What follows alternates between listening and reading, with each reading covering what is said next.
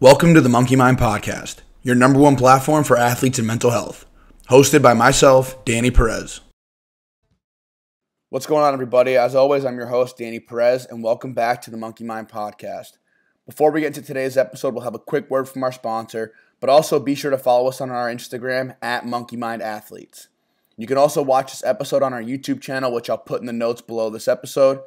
And also be sure to head over to our website, MonkeyMindAthletes.com.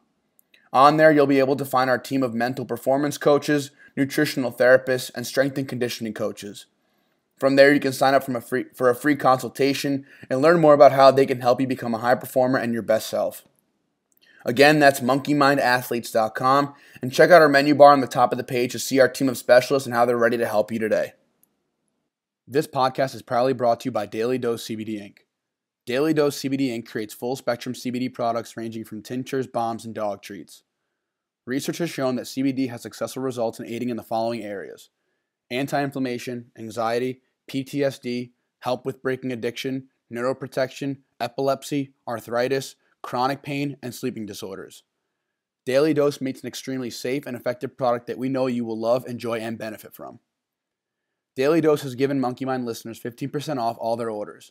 Head over to dailydosecbdinc.com and use promo code MonkeyMind15 for 15% off your purchases. That's promo code MonkeyMind15 for 15% off all your orders at dailydosecbdinc.com. All right, we had Gabe Zelico on today. He's a hockey goaltender playing for Cal State Fullerton ACHA Division II, a master's candidate in sports and performance psychology at Cal State University Fullerton, and was featured on NHL Network this year to discuss his game against UCLA, where he faced 100 shots, stopping 91 of them. And Gabe, you have an interesting story with your hand as well. I want to give an introduction on it, but I don't know if I'd do it justice. So I'd rather hand it over to you and you go into your story and talk about that. But yeah, just welcome on. I'm super excited to have you on this podcast and get this going. Yeah, thank you so much. I love this podcast. It basically embodies my two biggest passions, which are hockey and like mental health and psychology. So once my buddy Zach showed me this podcast, I was all into it. But yeah, so I've been playing for like 20 years, mainly goalie. I do skate out too and love it, but I can't get enough of goalie too. Yeah, finishing up my master's program right now at Cal State Fullerton.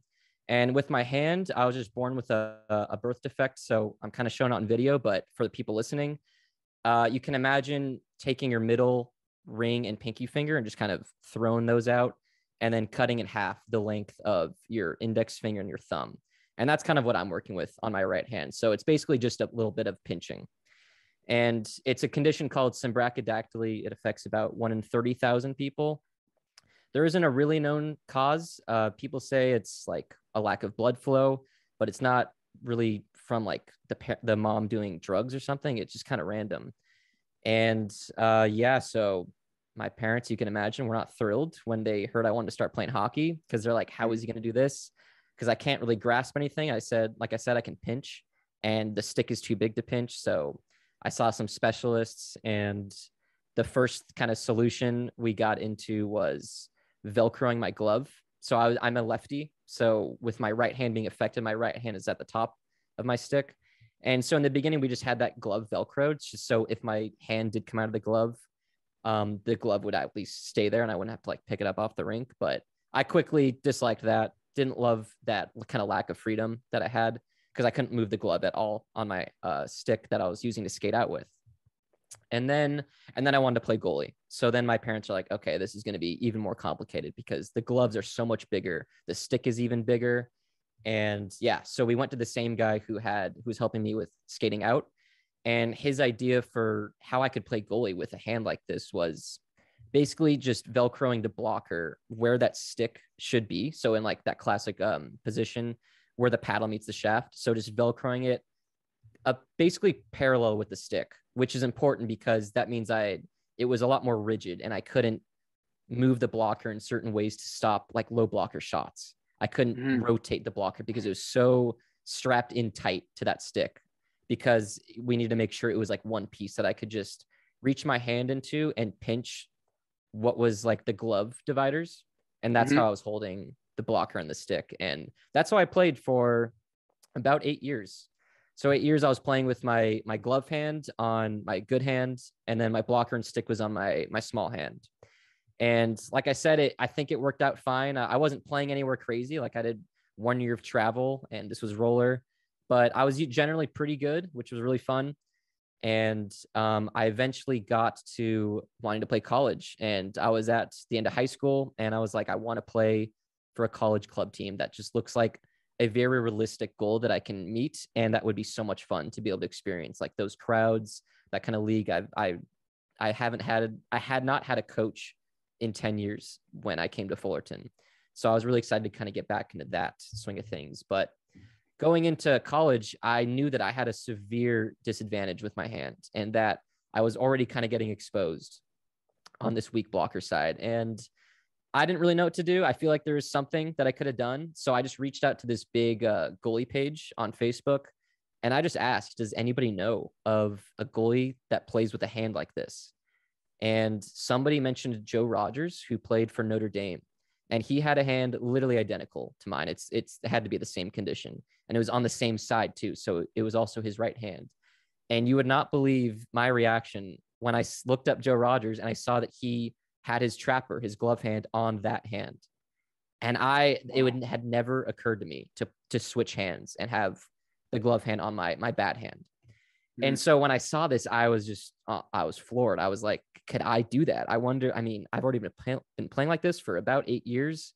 Do I need to get a custom glove? So I actually reached out to Joe. He had worked with Vaughn and set me up with them. So I was working with Vaughn, and then they made me a glove and chest pad to compensate for my hand. And basically I started to play full right after I had been playing goalie for almost a decade.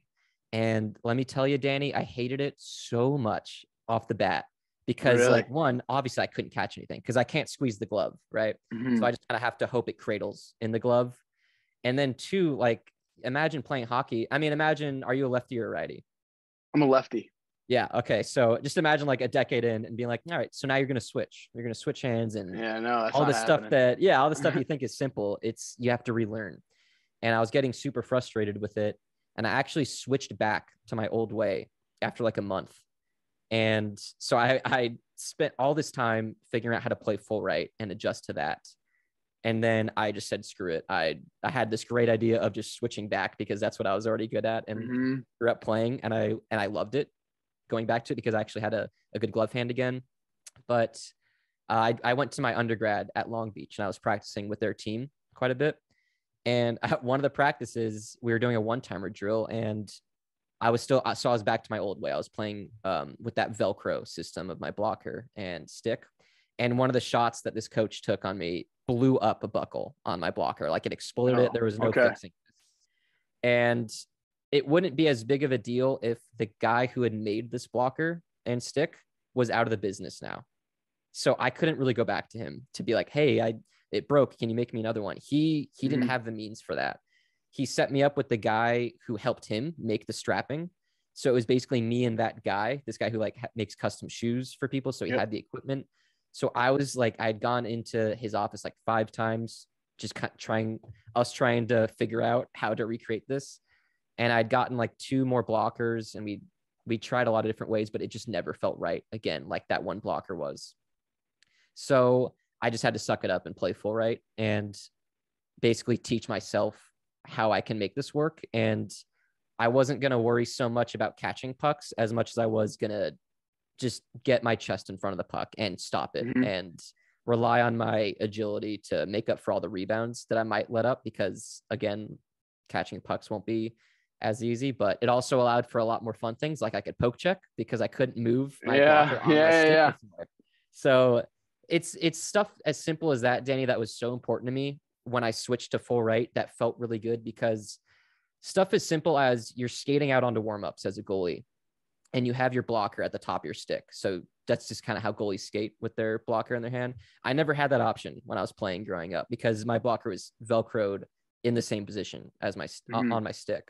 So once I switched, it kind of felt cool to kind of feel like a real goalie, where I can have more of that freedom that every other goalie I have ever met has. So it did come with a lot of struggles and learning, but I always give the advice to my clients be your own best coach. And I think that's what I had to be to just kind of figure out how I was going to make it work, essentially. Mm-hmm. No, that's awesome. I think that's super cool. I'm happy that you got so in depth with that story. I think it's super interesting that you got in touch with Vaughn and found someone that was a goaltender who had the same condition as you and got in touch with Vaughn. And I'm curious how they specifically like manufactured a glove for you. What did that look like, or and the chest protector you said, correct? Yeah. So the thing, what exactly did they do, and how did that? Yeah, how did they make that work for you? Yeah, happy to go into that. So the chest protector, essentially, they wanted to shorten the length of the arm on the right side, because if it's the normal side, it would be too long and it would be getting in the way of actually putting my hand in the glove. Okay. So they ended up doing that, but I actually don't use that chest protector because I hate breaking in new chest protectors. It's just like my hell. And I actually made it work with my other one. So really the customization is on the glove, where there's a lot less room for my hand inside the glove, because if I was just using a normal trapper, there's so much room inside of there. Even if I put all the straps as tight as possible, because my hand is so small and I can't like curl my fingers to get a grip on the glove, it's going to be loose and it's going to come off every now and then. And so they kind of have like these Velcro spots that I can put extra cloth. There's like 3 more straps than a normal glove has, so I can make it super tight. And all those straps are as tight as they can be. So my hand is super secure in there. That's why I basically get on the rink and I don't take the glove off until intermissions or the game is over, because it's kind of a pain.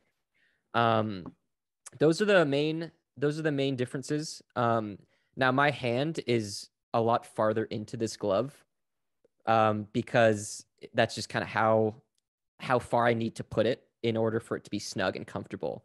And this has actually been kind of an issue lately, because I'm putting my hand farther in where people's hands usually aren't in gloves. It's in a spot where there's less protection. And I actually cut my hand open on a shot like a month ago, and the shot hit me through my glove, yet my hand was bleeding. So it shows you that my hand is not in the best spot still. So I'm still figuring out how to kind of make this glove situation work. I'm trying to see where I can put padding in and stuff like that. But yeah, that's kind of the main goal of this custom glove, is how can we make it really compact and tight in there so my hand can feel stable. But unfortunately, the glove does come off when a puck hits me in a perfect angle in my pocket. And there was actually a game where we played against USC this year, and some guy took a one-timer from the slot, took my glove clean off, went in the net, and I was destroyed after that. I felt pretty bad. And it's a rarity, but it does happen. And actually a couple weeks ago, and mind you, this never happens, but it happened like twice in the last 6 months. And just in a men's league game, someone did the same thing where they shot it perfectly at my glove, where it took it clean off. But luckily this time, not only did the puck stay in the glove, but the glove didn't go in the net. So I was just okay, we're chilling. So that's a good save. That's a good save. Yeah. I mean, my teammate was like, I was wondering why your glove just came clean off. And then he looked at my hand and was like, okay, that makes sense. Yeah. Oh man, that's interesting. Wow, that's really cool. So it hit, so your glove is still in the works of being situated. And then where exactly did it cut you open then? I'm curious. Yeah. So it's like basically on the lateral side of my hand. And I think how my hand is formed, there's less like tissue padding. So the bone is maybe closer to the surface of the hand. So it was just kind of got cut a little bit easier. Gotcha. And so you've gained some notoriety, obviously being on NHL Network and being able to talk about your story there. So talk about that experience and talking about, your story on the NHL Network and how that was for you. Oh my God. Incredible. Yeah. Just a dream come true. I never thought I'd be there. Now my mom has dragged me downstairs all the time to watch like people like me that were being interviewed with a hand like mine, or maybe they're missing a leg, and just showing that they're still doing great things. And I was just excited to get that opportunity to kind of be that guy. And I didn't think I would be, but it's a really funny story that I was just warming up in the halls of our rink, and like we were all masked up at the time because of COVID. And I saw there was just some coach in the hallway. I was trying to like look over at him and give him a smile, but obviously with the masks, that's kind of tough. And so I just kind of got on with my stuff, but I was just warming up in my like shirt and shorts. And I guess he noticed my hand there, but he didn't like tell his team anything. And mind you, so we were playing UCLA. They're ranked pretty high. They're like top 10 in the nation in our division. And we lost a lot of good players over COVID. So we probably shouldn't have been facing them. But this was my first game of the year. So I was just kind of like taking it in stride and had no idea what to expect. And I remember 10 minutes in to this game, I saw that the shots, they already had 15 shots. And I like to kind of calculate what that would be for the game. So that would be like 30 at the end of the first period, which would be 90 for the whole game.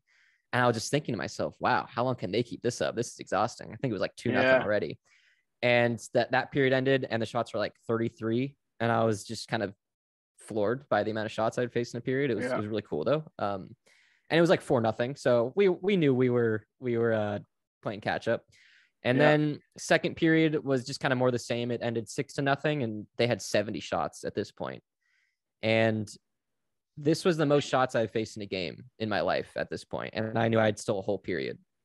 And we had good morale in the locker. We knew we were outmatched, but we were just trying to focus on what we were doing well. Like we knew we were letting up a lot of shots, but I think we were doing well in letting up just kind of savable shots. Mm-hmm. And we're having a good time in the locker room. My buddy, Zach, who actually introduced me to this podcast, he's like joking. He's like, why do you look so tired? Like you look horrible. And I'm like laughing with him and we're just like, yeah, we get it. This is an insane game to be a goalie in. And so it's a couple minutes left in the intermission and then everyone's leaving and it's just me, Zach, and then one of the coaches. And I'm going to put my neck guard on, my soaked neck guard at this point. And out of nowhere, because I swear my mind was fine, but I know I was tired and probably dehydrated, but I just start going into like a panic attack where my body starts shaking pretty vigorously. And I've had a few panic attacks in my life, but this felt a lot like that. And I was kind of confused. I was like, why is this happening? And I think maybe my mind started racing because my body was racing. And where my mind went was, can I keep this performance up for this last period? I knew what I was doing was pretty special at this point, and I just was hoping I wouldn't crack, because it would make sense for a goalie to, at some point in this last period, to really kind of just let in everything at one point, because the fatigue catches up. And I really wanted to have just this complete game, even if it was going to be double-digit goals allowed. I wanted to have this for me, and I was really nervous that I wasn't going to. Mm-hmm. And my coach, who was there, he probably didn't know how powerful this would be for me, but he just said, hey, just take a breath. And that was huge for me, because this is me, the master's candidate in sports psychology, who's preaching this to other performers. And I've been practicing my breathing at this point for like a year. So once he reminded me, just focus on the breath. This was so easy to get myself out of this state, because I'd been doing this all season. I had been doing this to learn about how this works. I knew how breathing could help me during this panic attack, because focusing on the exhale works the parasympathetic part of the nervous system, which is going to be that calming part, and lowers your heart rate, lowers your muscle tension. So I knew the science behind it. I knew it should be working, which helped me get out of that funk. It was like 20 seconds of me panicking for what I thought was no reason, but ended up being some reasons. And I just got myself out of it pretty quickly. And and I don't think it would have been that easy if I hadn't not only learned why breathing was effective, but had been practicing it. I talked to a lot of my clients about, you do not want to wait to start practicing the mental skills that you learn to control your nerves and improve your focus. Because imagine I talk to you about using breath work to manage nerves, and then you say, okay, cool, that's a good tool that I have now. But you don't practice it until your team is in a big shootout. You're the third shooter, and depending on if you score or not is going to depend on, or will change the outcome of this game. Mm-hmm. And that's when you might want to be like, okay, let me focus on my breathing.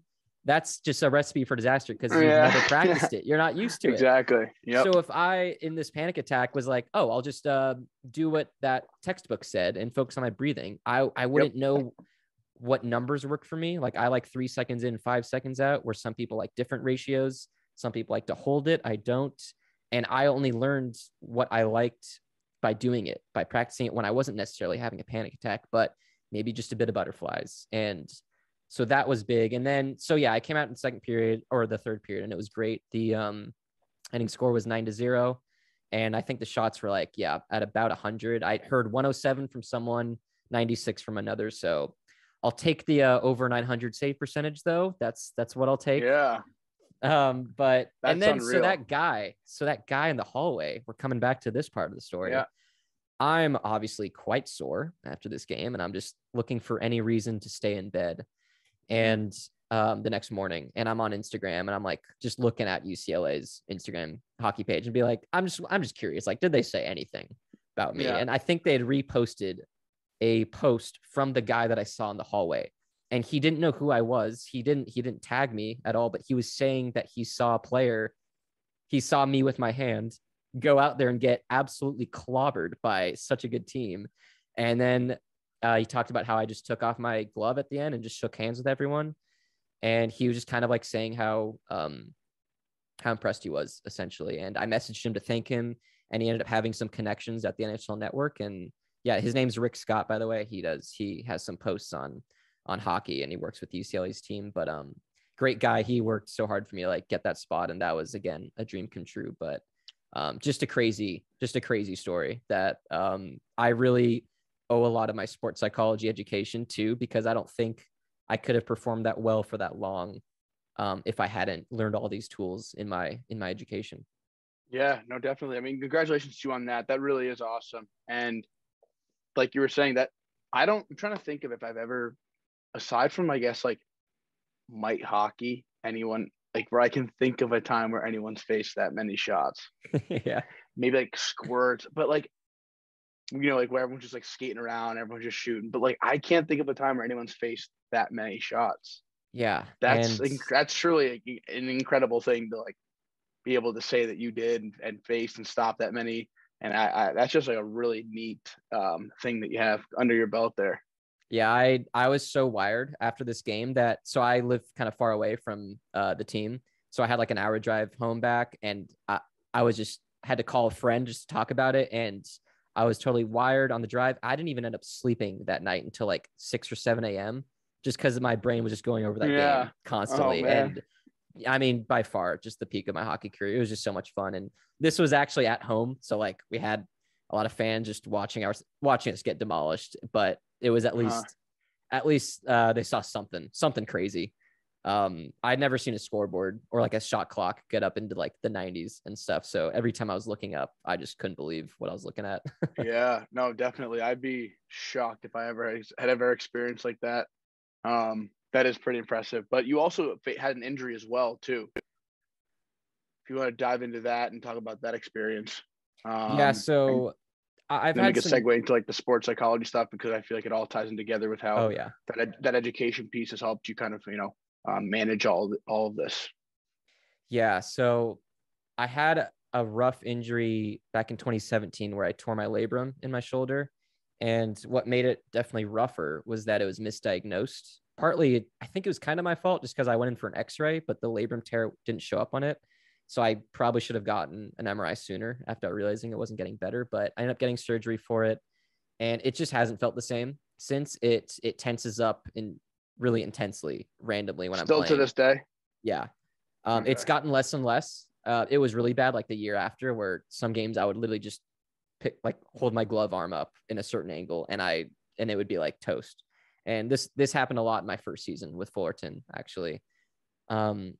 So that injury was rough, but going through that rehab of like 6 to 8 months and it's still not being great after that, it really made me feel for all the people that go through injuries. Cause I know injuries suck, because I ran cross country in high school, and that sport is filled with injuries.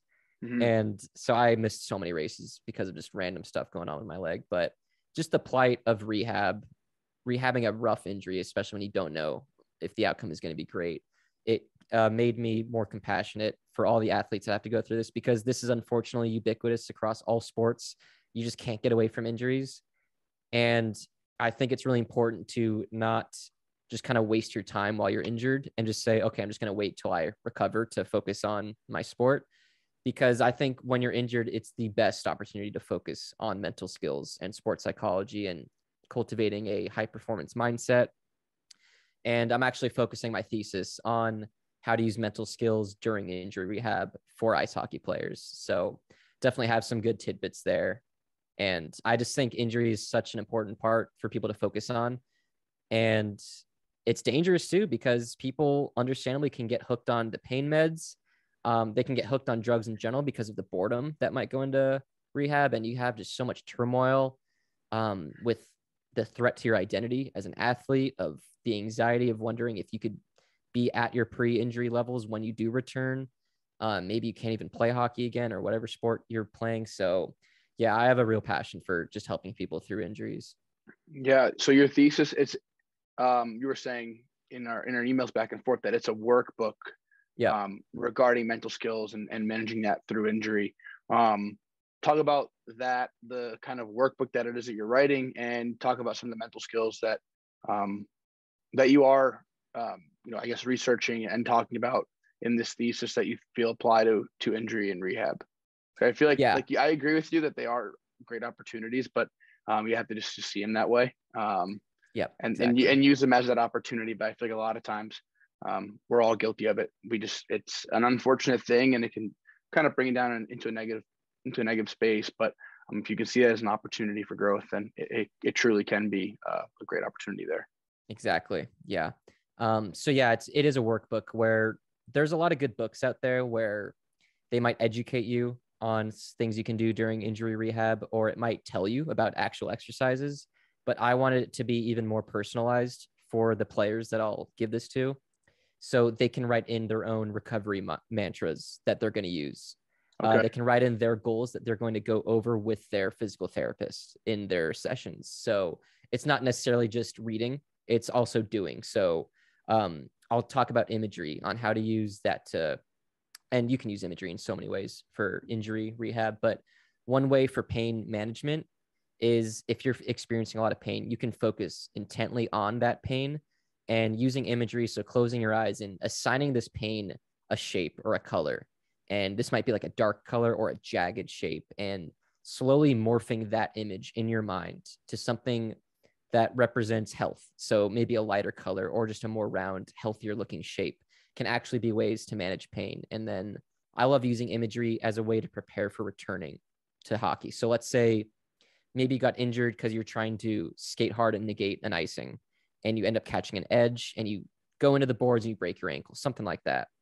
Next time you skate really hard at that area of the ice, you might be really nervous about falling again. So now you're distracted. You're not focusing on cues that are actually going to keep you from falling. You're focusing on what you don't want to happen. And if you focus on what you don't want to happen, it might happen even more so because of the ironic processes concept where, I tell you not to think of a pink elephant, your mind is going to go there automatically. Yep. So using imagery to experience that rush. So I'm rushing to negate this icing, and I'm just doing it in my mind. So I know I'm safe. I don't need to feel like I'm going to get injured, or it's possible, even though I might have my heart might be racing because it's bringing up a lot of memories from when this did happen. It's a way to refamiliarize yourself with that moment that you're probably going to find yourself in again. And it's going to be a lot more conducive to your mindset and recovery if you can try and experience that before it's going on in a game.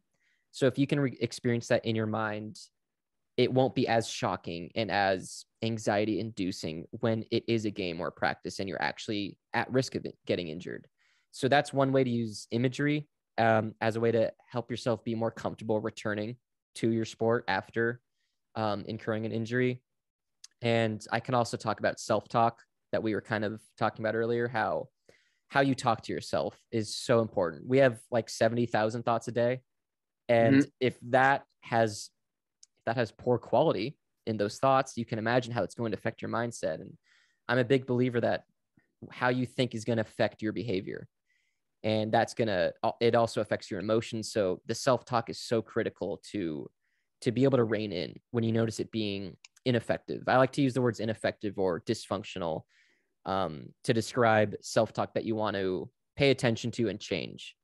So this could be when you're being extremely negative and saying that there's no way that I'm going to recover. This is impossible. I'm never going to feel the same as I did. The best strategies that I like for when you're thinking like this, well, for one, you have to build awareness. Awareness, I will never stop talking about because it's so important. But building awareness of when you're having this ineffective self-talk. And one way you can do this is like having paper clips or pennies in your pocket. Or I use an example in the workbook is you have a lot of pucks in your room. And every time you notice, okay, I'm having really ineffective self-talk right now. This is bad for my mindset. It's not helping me recover better. It's just something that I want to change. You can move one of those paper clips to your other pocket, or you can shoot a puck to the other side of the room. And if you do this for just an hour, where you're trying to be aware of every time you talk to yourself in a poor way, and you transfer like a puck to the other side of the room or like the paper clips from one pocket, you're building awareness of, okay, wow, there's already 8 and it's been 20 minutes. This is going to help you be aware when you're not keeping track. So just in life outside of hockey and injury rehab, you can notice your self-talk more effectively because you're training your brain to be aware of it. And then the second part of this, which is crucial, is the reframing aspect. So if I'm telling myself this recovery is going to be impossible, there's just no way I'm going to play hockey again. You can reframe it as recovery is going to be really challenging. And that already can be such a relief to people because challenging and impossible are really different. Challenging is I'm going to have to work hard to make this happen. Whereas impossible is I have no say in this. I'm not an agent of my destination or my destiny, essentially. So having agency where you have control is going to be so important for actually fostering adherence to your exercise program that your physical therapist prescribes. So when you think it's impossible, that could be a quick road to having no motivation to actually do your exercises because you say, what's the point? What's the point of doing them today? It's not doing anything. So those are 2 examples that I think are really important from the workbook. And yeah, there's an educational component to it. And then there's also a component of how can you use this when you're back playing? Because a lot of players might think by reading this workbook or just using mental skills for injury rehab, they might think it's great for the injury rehab, but then they get back to playing and they just go back to what they were doing before, not using the new skills they learned, but using imagery to prepare for negating and icing and skating really hard. You can use imagery in the same way where I have to prepare for a penalty kill. Let me use imagery to imagine what that's like, where my positioning is best on the ice. And basically you're doing the same thing where you're experiencing it before you have to get out there and maybe experience any shock. And you're basically just prepared more than you were if you hadn't deployed some imagery techniques. Interesting. And it's interesting what you talk about with the self-talk, and I want to bring something up and kind of ask you if you've heard of something like this or have studied it or seen it in your studies. And that's in this book called Chatter by Ethan Kross. And he talks about talking to yourself by using your name or saying you. And it's with the disassociation of what you're going through. And it helps with reframing your outlook or your perspective on what that is. So if you're feeling anxious before a game, I'd be like, hey, Danny, relax, dude. You got this. Or, hey, you're good. Don't worry about it. Like just kind of framing it that way as opposed to like saying, I'm not anxious. No, I'm good. I'm not anxious here. Like it's a way of disassociating with those feelings and looking at it from a different viewpoint or different perspective. Is that something that you're familiar with or have studied or heard of even? Yeah, I haven't studied it, but I've heard of it. And when I heard of this, I don't even know where I heard this, but they were saying that it also acts as a way of, you can get into this mindset of you're talking to a friend, which is when we give the best advice, and we have the best mindset when we're talking to a friend. And when I can just turn my brain into, okay, Gabe, here's how we should think about this. You're kind of getting into that mindset of, okay, I'm actually going to be kind to myself because that's how I would talk to a friend. Now, when we're in our own heads, we're so cruel to each other for some reason. We're just always go to the negative. So I think using your name like that, by saying like you're talking to yourself and using that name, it's a way to trigger that kind of mindset, which is just going to be healthier in general. Exactly. Yeah, exactly. And he talks about, which is a great thing. He goes, you don't even have to say this out loud to yourself. You can even say it in your head. And by doing that, it still has the exact same effect. Yes, absolutely. Which is great because it's like, if you're feeling anxious and you're on a subway train with 100 people, it's like, imagine hearing someone saying, Danny, you're fine. Just like talking to yourself or whatever. Yeah. It's like, so it's good that this is something you can do privately on your own and not have to feel like you can't utilize this tool all the time or whenever you feel like you really need it.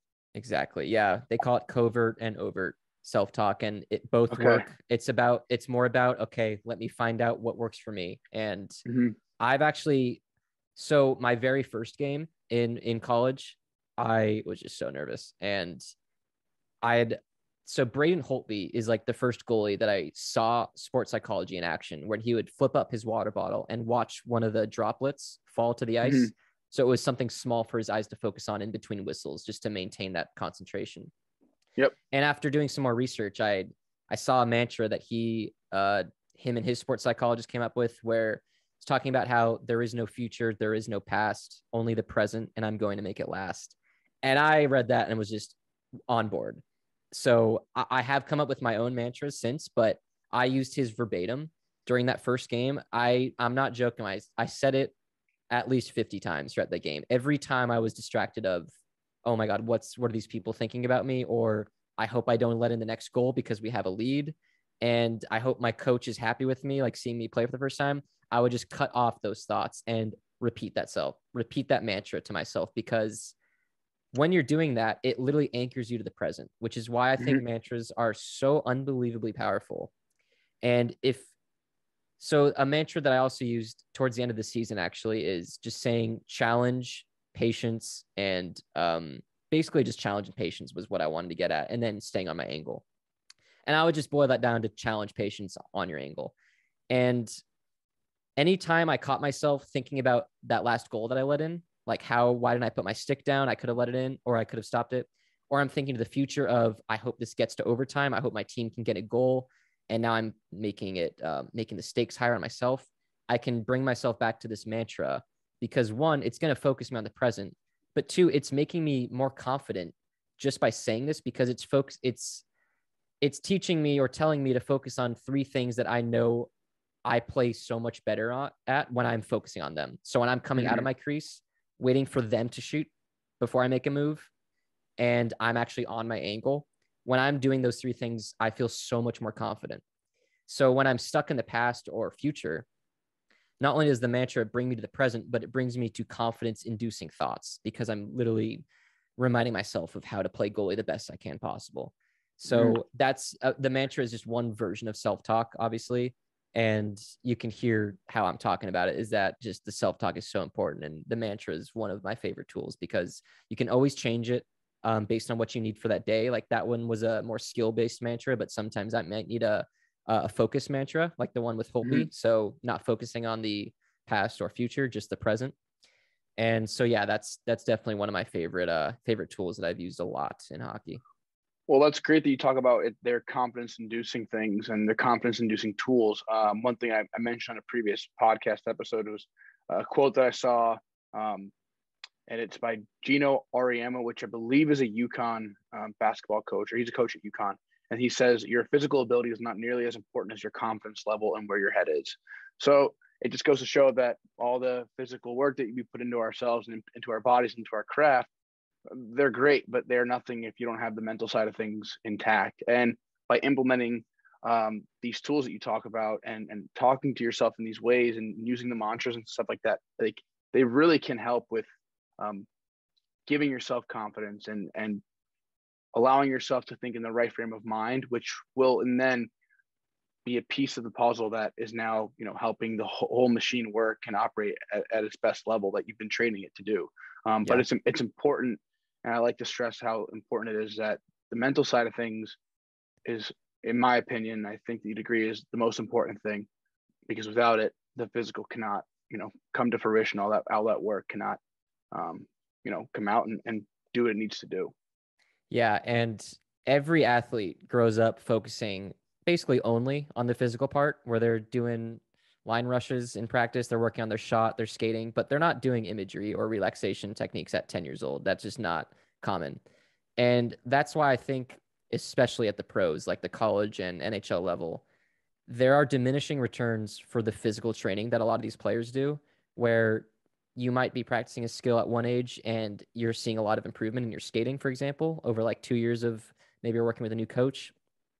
But at a certain point, when you're in the pros, working on your shot you're already so trained and so good at that shot that you're practicing for all these hours every week just to get like 0.1% better. Whereas if you focused on another area of training that you've maybe have neglected all your career, like the mind, how to train your brain to manage nerves and improve focus and concentration, confidence, you're going to see a lot more benefits in your game, I think. And I think even with all the physical training these athletes do, that, like you said, the mental game holds them back because they haven't trained on how to manage their focus effectively. They've just focused on having a really good shot and really good skating. So it's good to see. And this is why I love this podcast, because it's just another vessel for people to be exposed to the beauty of mental skills and training your brain rather than just focusing on brute strength to get better. Right. Yeah.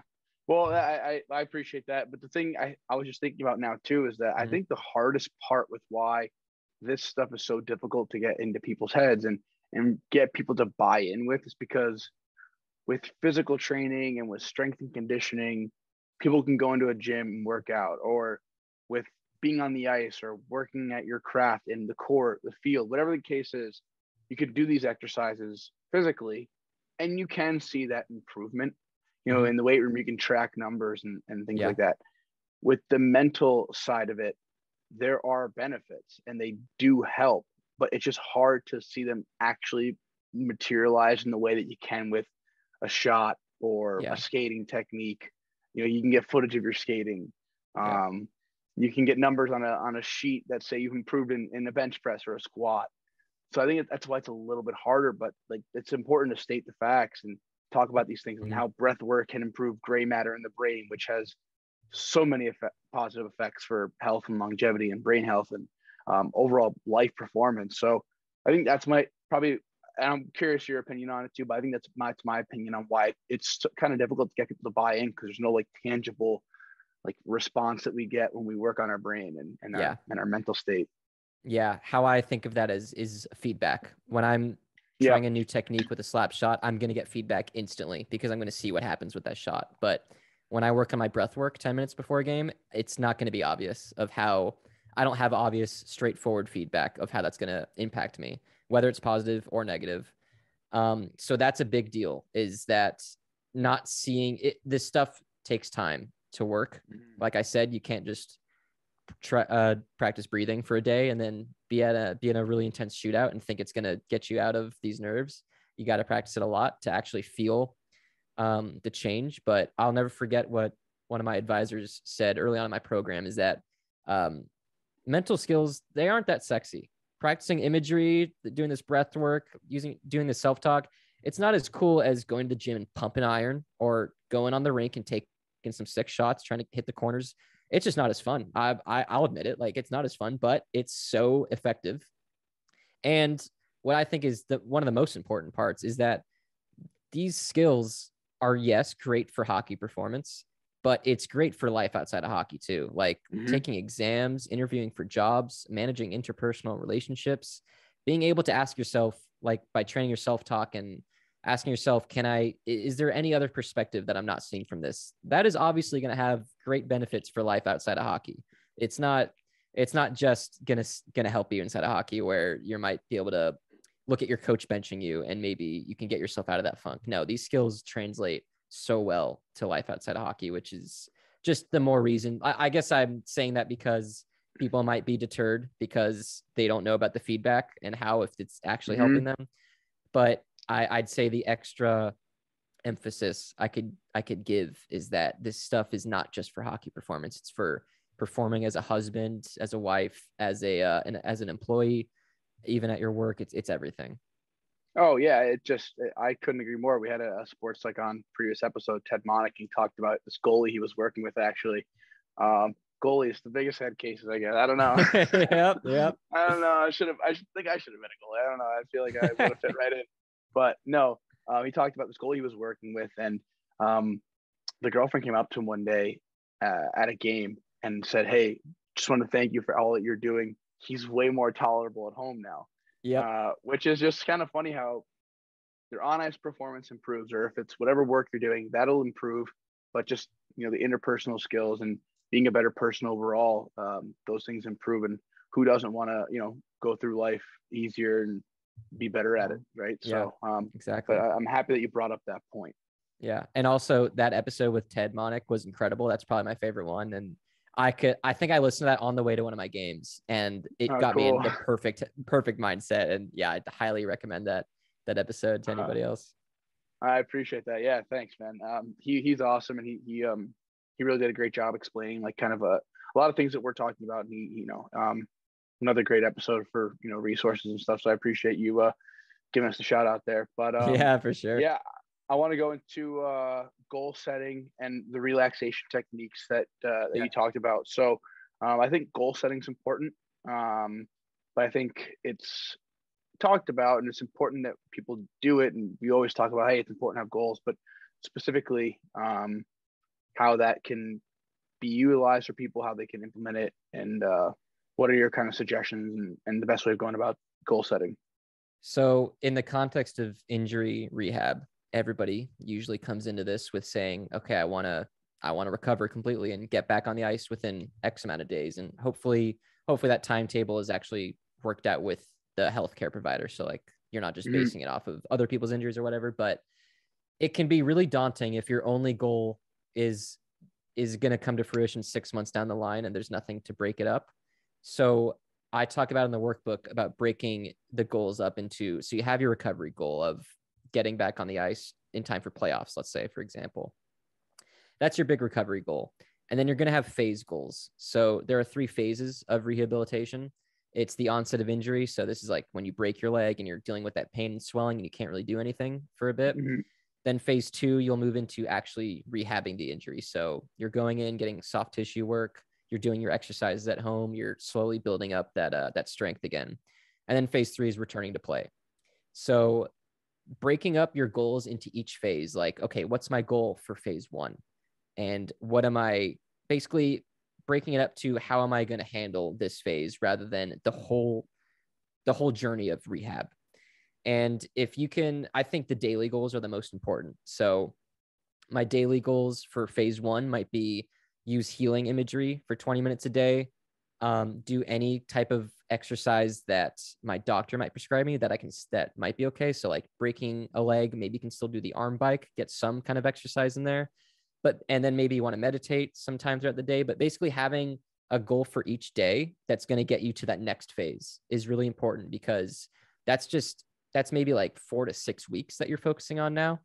And these goals become more powerful when they're in that shorter period of time, because you feel like everything you do leading up to then has more influence over your recovery and is more powerful. So having those 3 goals, so you have recovery goals, your phase goals, and then daily goals. And then lastly, having lifestyle goals. So while you're injured, do you really want to be putting crap into your body and using that kind of food and that kind of food to recover your body as it's trying to heal your broken leg? Like maybe you want to have the lifestyle goal of, okay, I'm not able to exercise as much. What I eat matters for how my recovery goes. I'm going to have the goal of eating, certain X amount of vegetables, fruits, maybe just more than you were before the injury. So lifestyle goal is getting enough sleep, obviously, because there's a lot of repairs that goes to our body while we're sleeping. So that's kind of how I talk about goal setting in the workbook, of how we can break it up. And I also love the idea of making goals with your physical therapist. So saying like, hey, I'd like to be back on the ice by this date. Do you think that's reasonable? Is that okay? Like, is that ridiculous to even consider? Or do you think I should shoot for something quicker? Being able to collaborate with your physical therapist or just healthcare provider is going to keep you on track for setting healthy goals, because you don't want to set a goal that's so impossible, because then you're going to lose motivation when you realize there's no way you meet that goal. Like getting back on the ice 1 month after tearing your ACL. It's like, no, you can't set that goal. There's obviously issues there. And then also saying, okay, my goal is to get back on the ice in 2 years, where all you did was like break a finger. That's way too easy. This goal is not going to help you be any more effective. So it's about having challenging but realistic goals. And I think collaborating with sport medicine professionals is going to be so important in that. And I'm big on collaborating with the healthcare professional, just because they know your body, they know you well, and they can they can see this and just know that you're super motivated to recover effectively. And that's gonna hopefully seep into their work with you as well. And so I think goal setting is something that's very much overlooked, especially in injury rehab. One of the most important mindsets I think to have as an athlete who is recovering from injury is looking at their rehabilitation as their performance. So it might be an Olympian going for gold who gets injured. Their gold medal performance is not going to be at the Olympics necessarily. Their gold medal performance is in the rehab room every time they have an appointment and they have to endure soft tissue massages or really uncomfortable exercises. That's their performance. And a lot of athletes might just think they're not an athlete for 6 months while they're injured, but you can still have an athlete mindset during injury. You can still find ways to improve your game, even though it's not getting on the ice. It might be watching more film of yourself, maybe studying other opponents a bit more, or just kind of analyzing your game and what you can work on, being more familiar with imagery. There's so much potential. And being able to keep that athlete mindset into injury rehab is just so big, so good. Yeah, I think I like the goal setting with, with your provider, with someone that you're working with to help with the rehabilitation, but having the realistic goals. But I think those are the two biggest things. You don't want to set something too far, too high, or whatever the case is, because that becomes unrealistic, and then when you don't achieve. But finding that happy medium, but also working with somebody, who's going to say, hey, this is where I want to be on the ice. This is what I want to be back to competition. Is this possible? And then working together with getting there. I think those are both pretty huge and can be very, they can be, help you be more inspired to getting back and putting in that extra work to get where you need to go. Because I know suffering an injury can set you back physically, obviously, but also set you back mentally and think that you're going to be so far behind the 8 ball, but it's not the case. Yeah. And one last point on the goal setting is that I think it's also crucial that people are comfortable coming back to their goals and adjusting them if they need them. Okay. Yeah. So like saying like, oh, I'm way ahead of schedule. I can set a more lofty goal so I can have something actually challenging to face or to go after. Or if I'm realizing this is taking way longer than I expected, okay, let's move this goal because this original goal is not serving me. And I also think degree of completion is really important rather than absolute completion. So like I use the example in the workbook of, let's say you had a goal to get 50 points this season. And if you got 48 points, are you going to like just be super mad that you didn't achieve your goal and think of yourself as a failure? No, you were right there. Like you did a lot of good things on your way to there. So focusing on the degree of completion of your goals. So like if I have my daily goals and I have to do 5 things every day and one day I only get to 4 of them, I don't need to beat myself up. Like I can hope that I'm going to get back on track tomorrow, but it's just because I technically didn't complete my daily goals for today doesn't mean I need to get into this negative self-talk, this ineffective self-talk. So being comfortable with adjusting your goals and looking at them as degree of completion rather than absolute completion are also 2 tips I'd give on honestly just goal setting in general. I love that. Yeah, I love the fact of revisiting goals. I think that's super important. I think, things change and, we do end up achieving things quicker than we expect, and being able to go for loftier ones and being able to just reevaluate, I think is huge. We've talked about a lot here, and I have a list of a couple notes that we haven't really touched on that I want to before I let you go here, if you have some time. But yeah, I definitely want to talk about some of the things that we, spoke about earlier in our email chain. That's developing routines and journaling and reflecting to manage anxiety and facilitate confidence. So before we get into them, I want to discuss journaling and reflecting to manage anxiety. I'm happy that you brought that up because that's something that is, I've said it a million times on here before, but it's a reoccurring thing that we've talked about, journaling and how important it is. And it doesn't be a lot, it doesn't be anything really strenuous. You don't have to sit down and journal for hours, but just sitting down, writing your thoughts, putting pen to paper, getting them out of your head and seeing something tangible. I think it helps. And a lot of people that we've had on, a lot of the guests we've had on have talked about it and say it's benefited them and that it does have a positive effect. So yeah, developing routines and journaling and reflecting to manage anxiety. Let's talk about those 2 things and get your thoughts on that. Yeah. So we'll go into journaling for a bit. I like to use the example of, do you know these like bingo ball machines where like you're spinning them and then you can stop it and reach. You can open the hatch and reach out and take one of them out. I don't know. I feel It's like like it's like an old thing. It's like an old thing, and I don't know why, but it just stuck in my mind because how I picture what journaling does for me is when I'm swirling all these balls in this cage. All those bingo balls are like thoughts in my brain. Oh, yeah. Okay, you got it. Actually, I have one of those games. I'm like now remembering. Yeah, and then it like sits on the little like cradle, and it comes. Yeah, I know exactly what you're talking exactly. about. Yep. So how I conceptualize it for myself is when I'm journaling about whatever's just on my mind, where it's clearly just popping into my brain all the time and it's important to me. Once I write it down, I'm putting language to it. I'm working it out for myself just in my own brain rather than letting it stay in that cage going crazy. As I'm doing that journaling, I'm essentially opening that hatch and taking a ball out and setting it aside and being like, okay, I dealt with that thought. Like I've managed something. I've done something with that thought, and it's not going to stay in this cage of swirling bingo balls because I'm doing something about it. I'm kind of working it out for myself, like I said, and I think I mentioned it earlier, but as you just write about your thoughts, it's downloading it on to that paper or computer, and it's less likely to pop up into your brain. So I'll use journaling for that when I'm having anxiety, when I'm just kind of wanting to work out what I'm thinking. So like if I'm just nervous before a game, I'll free flow, no parameters, just write about why I might be nervous, what I could do for myself. It's nothing that I'm going to think about coming back to and reading. And then the other way of using journaling is making a habit out of, after games and practices, writing about your performance.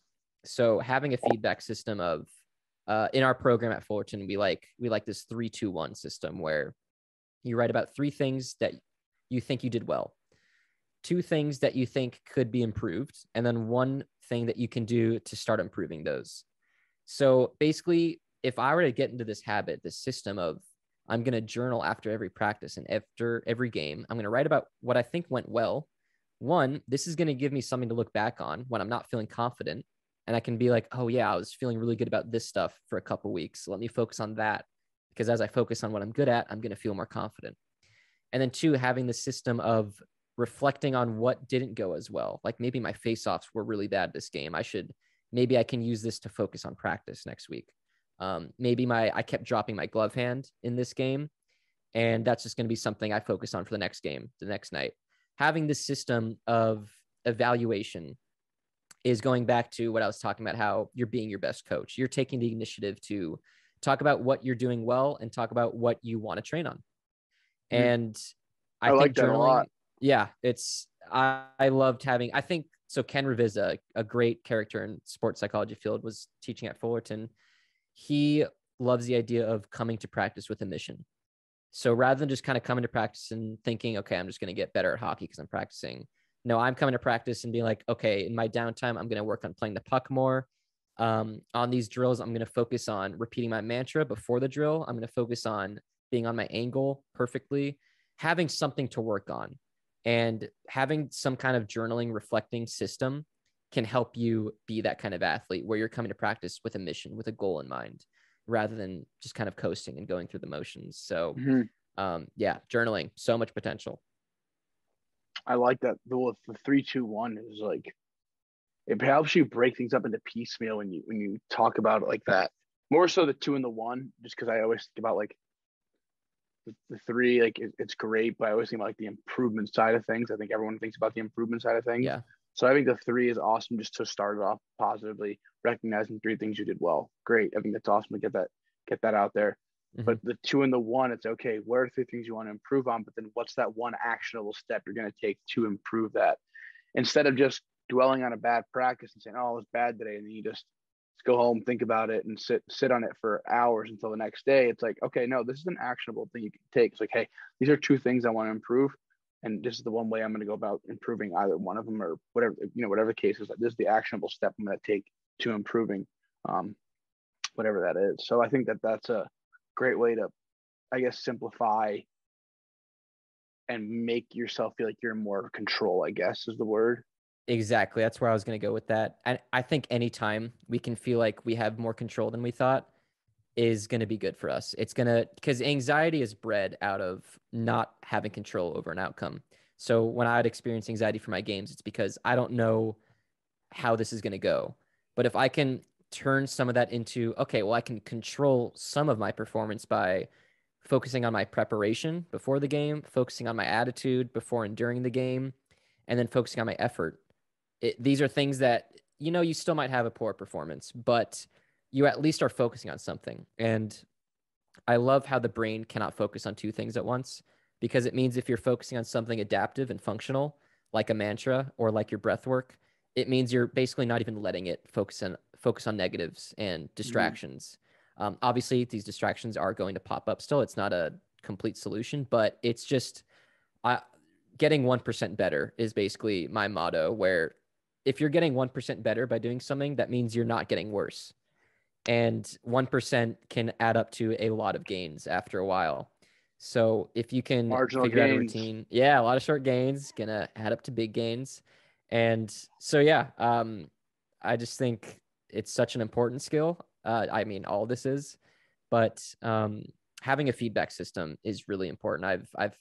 I'm in the process of like developing a scorecard that you can use for yourself. So like having personalized scorecards of being able to check off certain boxes. And at the end of the day, you could basically just look at this card and ask yourself, okay, how did I do today? And that can give you direction on the next day.